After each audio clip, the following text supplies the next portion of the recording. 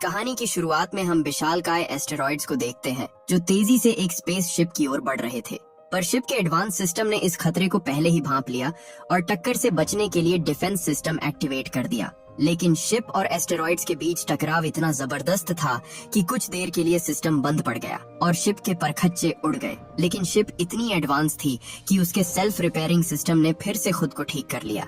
लेकिन इस टकराव की वजह से एक पैसेंजर का स्लीपिंग पॉड खराब हो जाता है और वो अपनी 30 साल लंबी गहरी नींद से जाग उठता है। इस पैसेंजर का नाम था जिम प्रेस्टन। होश में आते ही शिप की आर्टिफिशियल इंटेलिजेंस ईव ने उसका स्वागत किया और उसे बताया कि उसने 120 सालों का लंबा सफर पूरा कर लिया है। ईव ने उसे ये भी बताया कि अब वो 2 महीनों में होमस्टेड प्लेनेट पर पहुंचने वाले हैं। सालों तक गहरी नींद में रहने की वजह से जिम के सिर में तेज दर्द हो रहा था और उसे चक्कर आ रहे थे। ईव ने उसे एक लिक्विड दिया जिसे पीते ही उसका शरीर फिर से नॉर्मल होने लगा। इसके बाद वह उस हॉल में आया जहां मिशन पूरा होने के बाद सभी टीम मेंबर्स को मीटिंग के लिए इकट्ठा होना था। आर्टिफिशियल इंटेलिजेंस ऐसे बात करता है जैसे सभी लोग वहां मौजूद हों। जिम ने पूछा, मैं यहाँ अकेला क्यों हूँ, बाकी सब कहाँ हैं? पर उसे कोई जवाब नहीं मिला। जल्द ही उसे एहसास हुआ कि यहाँ कुछ तो गड़बड़ है। उसने चारों ओर आवाज लगाई पर उसे कोई इंसान नहीं दिखाई दिया। इसके बाद वह कंट्रोल रूम की ओर बढ़ा लेकिन वहाँ भी कोई नहीं था।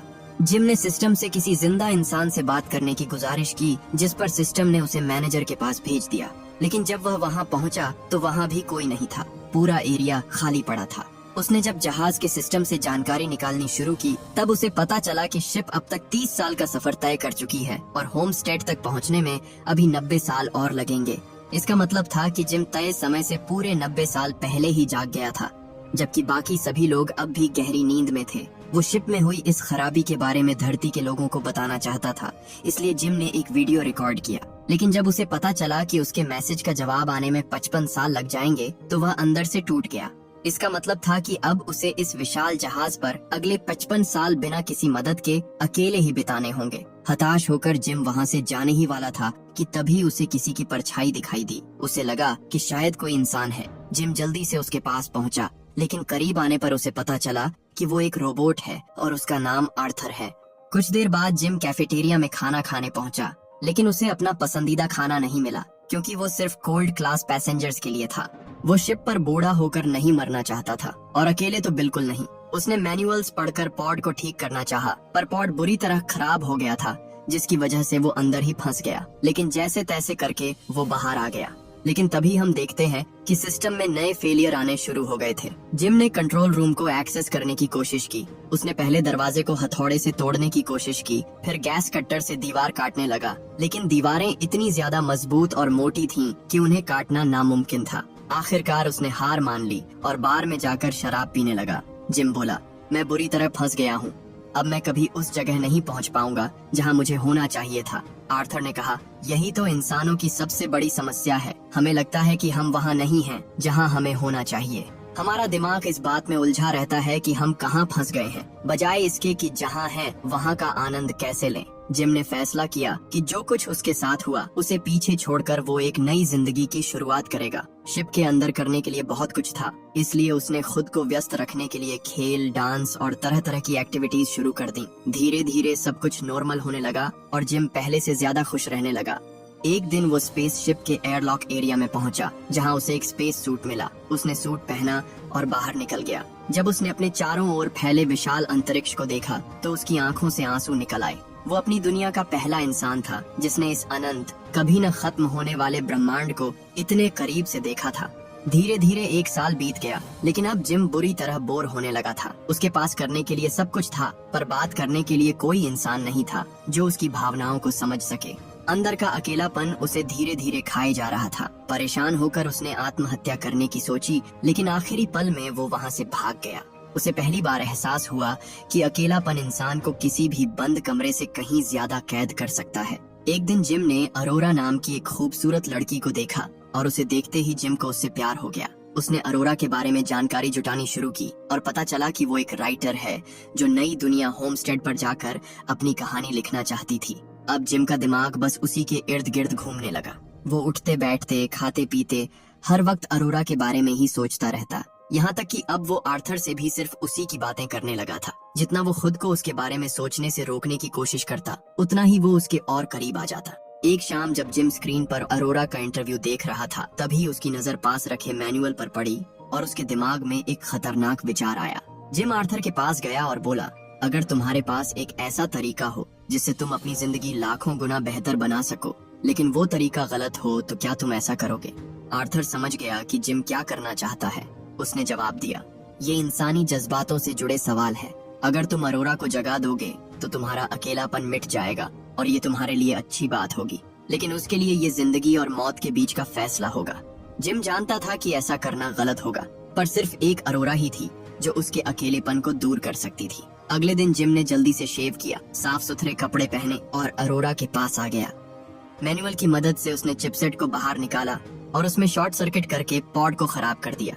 इससे पहले कि अरोरा उसे देख ले, जिम ने फटाफट सामान इकट्ठा किया और उसे एक कमरे में छिपा दिया।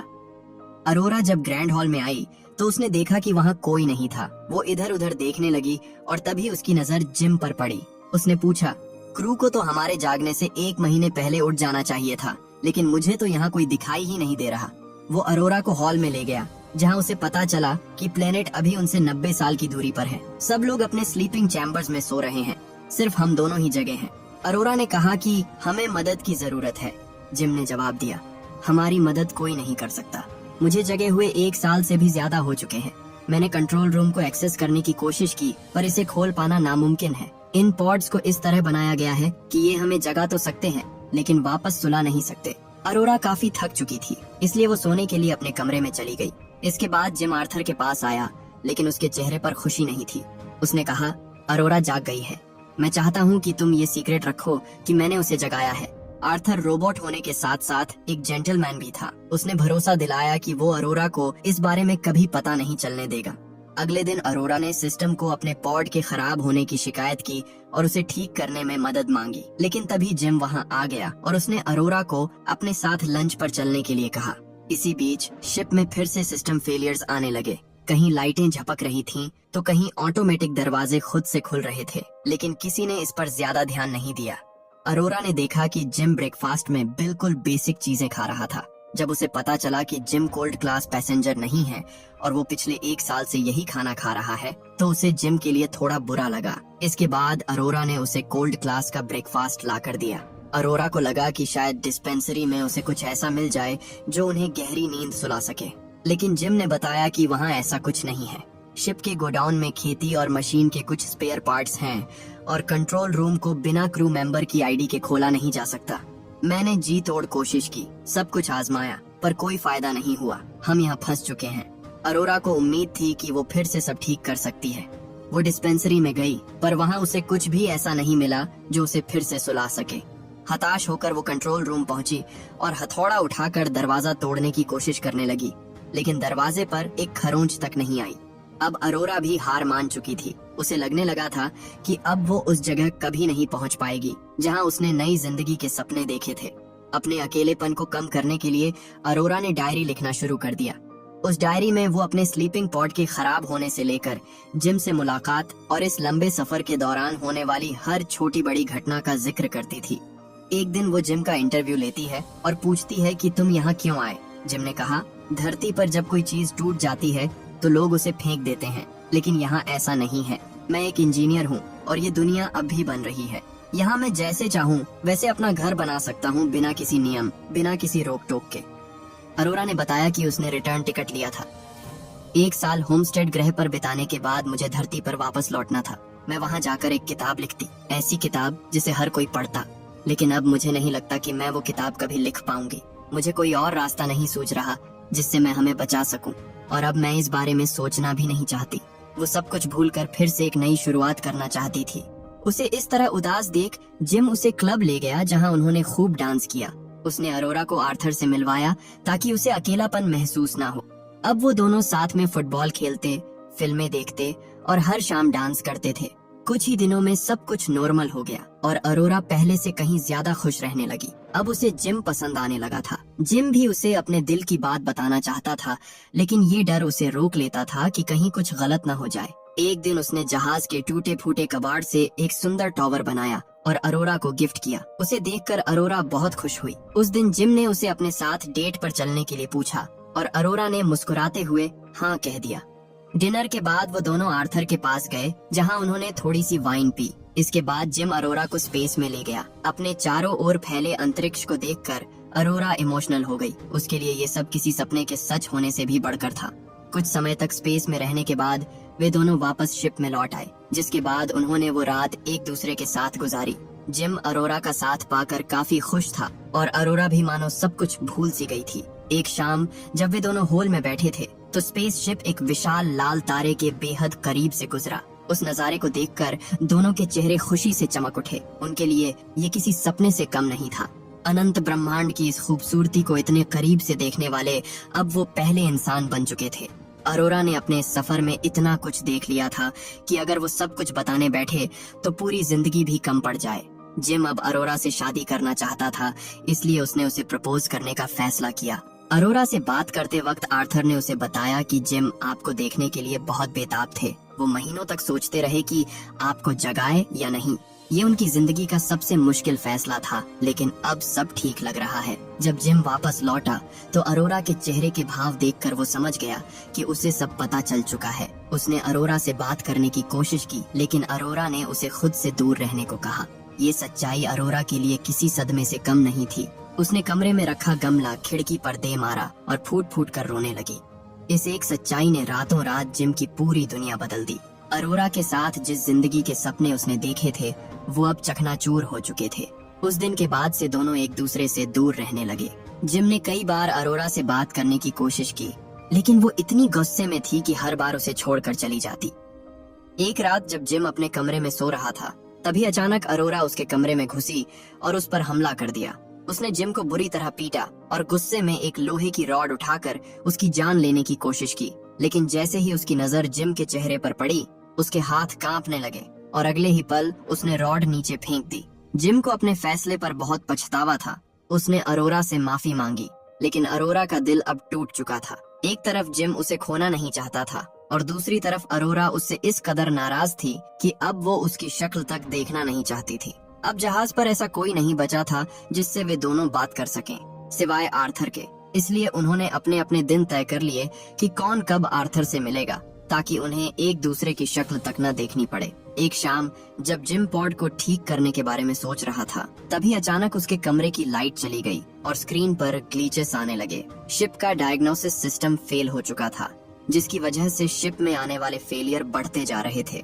हालांकि कुछ देर बाद सिस्टम ने खुद को रिपेयर कर लिया और लाइट्स फिर से आ गई। उधर हम अरोरा को देखते हैं, जो धरती पर मौजूद अपने दोस्तों के पुराने वीडियोस देख रही थी। उसे एहसास हुआ कि वो शायद कभी खुश थी ही नहीं। वो जिंदगी में कुछ नया करना चाहती थी, लेकिन धरती पर ये मुमकिन नहीं था। जिम ने भले ही उसे जगाकर गलत किया था, लेकिन वही एक इंसान था जिसके साथ वो इतनी खुश रही। उसने अपनी जिंदगी खुलकर जी, वो सब किया जो वो शायद अकेले कभी नहीं कर पाती। अब उसके पास सुनाने के लिए बहुत कुछ था। हालांकि वो अब भी जिम से नाराज थी। अगली सुबह जब उसकी आंख खुली तो उसने ग्रैंड हॉल में एक पेड़ उगा हुआ देखा, जिसकी पत्तियां बिल्कुल असली थीं। जब वो नाश्ते के लिए कैफेटेरिया पहुंची तो अचानक सिस्टम फेल हो गया और सारा खाना बाहर गिर पड़ा। जिम भी लिफ्ट में फंस चुका था, पर जैसे तैसे करके वो बाहर आ गया। जब वो ग्रैंड हॉल पहुंचे तो उनकी नजर शिप के टेक चीफ मैथ्यू पर पड़ी, जो पोर्ट में आई तकनीकी खराबी के चलते 30 साल की गहरी नींद से जाग गए थे। जब उन्हें पता चला कि प्लेनेट उनसे अभी 88 साल दूर है और सिर्फ वही तीनों जगह हैं, तो वो समझ गए कि कुछ तो गड़बड़ है। ये स्लीपिंग पोड्स कभी खराब नहीं हो सकते। इसका मतलब था कि शिप में ही कोई गड़बड़ है, जो एक एक करके इन पॉड्स को एक्टिवेट कर रही है। जब वे गड़बड़ी का पता लगाने के लिए कंट्रोल रूम पहुंचे तो उन्होंने देखा कि शिप का डायग्नोसिस सिस्टम पूरी तरह से फेल हो चुका था। यानी अब उन्हें खुद से ही गड़बड़ी का पता लगाना होगा। मैथ्यू ने उन्हें 2 स्लेट्स दी और उन्हें अलग अलग स्टेशनों पर इंस्टॉल करने के लिए कहा, ताकि डेटा को सिंक करके गड़बड़ी का पता लगाया जा सके।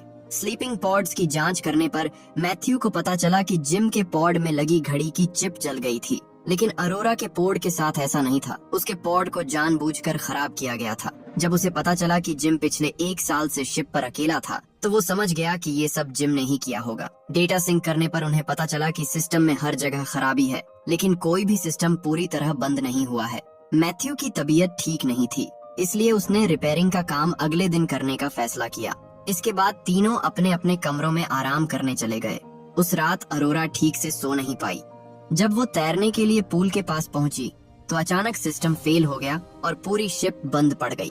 कुछ ही पलों में शिप का एंटी ग्रेविटी सिस्टम एक्टिवेट हो गया। पूल का पानी धीरे धीरे उठकर एक विशाल पानी के बुलबुले में बदल गया और अरोरा उसके अंदर फंस गई। उसने बाहर निकलने की कोशिश की, लेकिन एक लहर ने उसे फिर से अंदर धकेल दिया। उधर जिम, जो गहरी नींद में था, जब उसकी आंख खुली तो उसने देखा कि सिस्टम फिर से बंद हो चुका है, लेकिन वो कुछ कर पाता इससे पहले ही सिस्टम ने खुद को रिस्टार्ट कर लिया और जैसे ही शिप दोबारा चालू हुई, हवा में तैर रहा सारा पानी नीचे आ गिरा, जिससे अरोरा की जान बच गई। डेटा सिंक करने पर उन्हें पता चला कि सिस्टम चिप्स के जलने की वजह से फेल हो रहे हैं और शिप के कई हिस्से जरूरत से ज्यादा काम कर रहे हैं।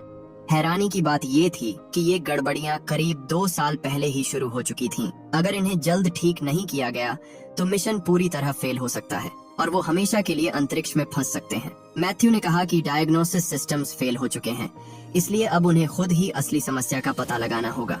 लेकिन इतना कहने के तुरंत बाद ही वो बेहोश होकर जमीन गिर पड़ा। जांच करने पर पता चला कि उसे 1-2 नहीं बल्कि 1000 से भी ज्यादा बीमारियां हो चुकी हैं। उसके शरीर की कोशिकाएं तेजी से नष्ट हो रही थीं, जिसका मतलब था कि वो ज्यादा समय तक जिंदा नहीं रह पाएगा। और ये सब उसके स्लीपिंग पोड में हुई गड़बड़ी के कारण हुआ था। सिस्टम ने उसे कुछ मेडिसिन दी जो उसे कुछ दिनों तक जिंदा रख सकती थीं, लेकिन मैथ्यू ने उन्हें लेने से मना कर दिया। समय बहुत कम था, इसलिए मैथ्यू ने जिम को अपना आईडी दिया और कहा, गड़बड़ी ढूंढकर उसे ठीक करना अब उसकी जिम्मेदारी है।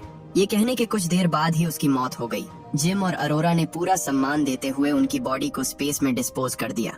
कुछ वक्त बीता ही था कि तभी शिप का सिस्टम फिर से बिगड़ने लगा और पूरी शिप बंद पड़ गई। आर्थर तो जैसे पागल सा हो गया। वो अपना चेहरा टेबल पर रगड़ने लगा और बार में रखे ग्लास एक एक करके तोड़ने लगा। लेकिन ठीक समय पर जिम ने उसकी चिप निकाल दी और आर्थर तुरंत बंद हो गया। डेटा सिंक करने पर उन्हें पता चला कि असली समस्या पावर प्लांट में है। जैसे ही दरवाजा खुला, शिप में बने बड़े छेदों से ऑक्सीजन तेजी से बाहर निकलने लगी। दबाव इतना ज्यादा था कि जिम और अरोरा भी उन छेदों की तरफ खींचने लगे, लेकिन समय रहते जिम ने छेद बंद कर दिया, जिससे दोनों की जान बच गई। उन्होंने देखा कि एस्टेरॉइड्स के टकराने से शिप बुरी तरह डैमेज हो गई थी और शिप के न्यूक्लियर रिएक्टर को कंट्रोल करने वाला सिस्टम भी पूरी तरह खराब हो गया था। लेकिन अच्छी बात ये थी कि शिप के खराब हिस्सों को बदला जा सकता था। जिम ने तुरंत जली हुई चिप्स बदल दी और कुछ ही देर में शिप फिर से चालू हो गई। लेकिन उनकी मुश्किलें अभी खत्म नहीं हुई थीं। उन्होंने देखा कि रिएक्टर की वजह से शिप का तापमान लगातार बढ़ता जा रहा है। अगर जल्द ही हीट को बाहर नहीं निकाला गया तो शिप ब्लास्ट हो जाएगा और सब मारे जाएंगे। सिस्टम्स पूरी तरह से फेल हो चुके थे, जिसका मतलब था किसी एक को बाहर जाकर मैन्युअली उस दरवाजे को खोलना होगा ताकि हीट बाहर निकल सके। जिम जानता था कि ये काम बेहद खतरनाक है और इसमें उसकी जान भी जा सकती है, इसलिए उसने अपना बैंड अरोरा को दे दिया ताकि अगर वो वापस न लौटे तो कम से कम अरोरा शिप को एक्सेस कर सके। ये देखकर अरोरा की आंखों में आंसू आ गए। उसने जिम से कहा, तुम्हें वापस आना ही होगा, मैं तुम्हारे बिना इस शिप पर नहीं रह सकती। जब अरोरा वापस अंदर आई तब तक तापमान इतना बढ़ चुका था कि लीवर छूते ही उसके हाथ जल गए।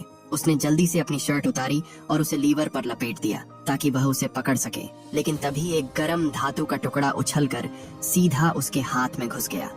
इसी बीच जब जिम ने रिएक्टर रूम का दरवाजा खोलने की कोशिश की तब उसने देखा कि मैन्युअली ऑपरेट करने के बाद भी सिस्टम उसे खुला नहीं रख पा रहा था।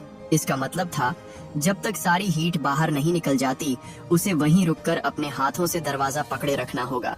रिएक्टर का तापमान लगातार बढ़ता जा रहा था और शिप कभी भी ब्लास्ट हो सकती थी। अरोरा जानती थी कि रिएक्टर को ऑन करना बेहद जोखिम भरा है। अगर उसने ऐसा किया तो शायद वो जिम को फिर कभी ना देख पाए, लेकिन अब वक्त बहुत कम था। जैसे ही जिम ने इशारा किया, अरोरा ने तुरंत रिएक्टर चालू कर दिया। जिम ने खुद को शील्ड से ढक लिया और कुछ ही मिनटों में हीट वेंट के रास्ते बाहर निकल गई और रिएक्टर ठंडा हो गया। इसके बाद शिप ने ऑटो रिपेयर मोड में जाकर खुद को ठीक करना शुरू कर दिया और कुछ ही देर में सब फिर से नॉर्मल हो गया। जिम की जान तो बच गई थी, लेकिन उसके सूट में छेद हो चुका था और उसकी सेफ्टी केबल भी टूट गई थी, जिससे वो धीरे धीरे शिप से दूर जाने लगा। जिम ने अरोरा से कहा, काश हम 90 साल बाद मिले होते, मैं तुम्हारे लिए एक घर बनाता और तुम्हारी किताब भी पढ़ता। अरोरा ये सुनते ही घबरा गई। उसने तुरंत अपना स्पेस सूट पहना और स्पेस में आ गई। उसने जिम तक पहुंचने की कोशिश की, लेकिन उसकी केबल छोटी पड़ गई। वो रोने लगी। उसे लगा कि जिम अब जा चुका है। लेकिन तभी उसकी नजर उस पतली केबल पर गई जो अभी भी जिम के सूट से जुड़ी हुई थी। अरोरा ने वो केबल पकड़ी और जिम को वापस शिप में ले आई, लेकिन इतनी देर तक स्पेस में रहने के कारण जिम का शरीर पूरी तरह से जम चुका था। उसे मशीन पर लिटाते ही मशीन ने उसे स्कैन करना शुरू कर दिया और बताया कि उसकी मौत हो चुकी है। उसने तुरंत मैथ्यू की आईडी से सिस्टम को एक्सेस किया और जिम को जिंदा करने के लिए कहा, जिसके बाद मशीन ने कई सारे प्रोसीजर्स उस पर एक साथ ही कर डाले, लेकिन कोई रिजल्ट नहीं आ रहा था। अरोरा पूरी तरह टूट गई और फूट फूट कर रोने लगी। लेकिन तभी जिम ने अपनी आंखें खोली और देखा कि अरोरा उसके पास खड़ी थी। जिम के होश में आते ही अरोरा की खुशी का ठिकाना नहीं रहा। उसने तुरंत जिम को गले लगा लिया। आखिरकार सब कुछ फिर से नॉर्मल हो चुका था। उन्होंने सिस्टम में मौजूद छोटी मोटी खामियों को ठीक कर दिया और शिप एक बार फिर अपनी मंजिल की ओर बढ़ने लगी। जिम ने बताया कि ऑटोडॉक को मॉडिफाई करके एक और स्लीपिंग चैम्बर बनाया जा सकता है। उसने अरोरा से कहा कि वो दोबारा गहरी नींद में जा सकती है। जब उसकी आंखें खुलेंगी तो वो एक नए ग्रह पर होगी। अगर वो चली जाती तो जिम एक बार फिर से अकेला पड़ जाता, इसलिए उसने जिम के साथ ही रहने का फैसला किया। आखिरकार जिम ने उसे वो रिंग दे ही दी जो वह उसे कई सालों से देना चाहता था। अब हम एवेलॉन शिप को देखते हैं जो 88 साल बाद आखिरकार होमस्टेड प्लैनेट पर पहुंच जाती है। जब क्रू मेंबर्स की आंखें खुली तो उन्होंने ढेर सारे पेड़ पौधे देखे जिसे जिम और अरोरा ने मिलकर लगाया था। और इसी के साथ ये मूवी यहीं पर खत्म हो जाती है। अगर आपको भी कभी धरती जैसे किसी दूसरे ग्रह पर जाने का मौका मिले तो क्या आप जाना चाहेंगे? हमें कमेंट बॉक्स में कमेंट करके जरूर बताएं। उम्मीद करता हूँ कि इस मूवी की एक्सप्लेनेशन आपको पसंद आई होगी। मिलते हैं नेक्स्ट वीडियो में। Thanks for watching.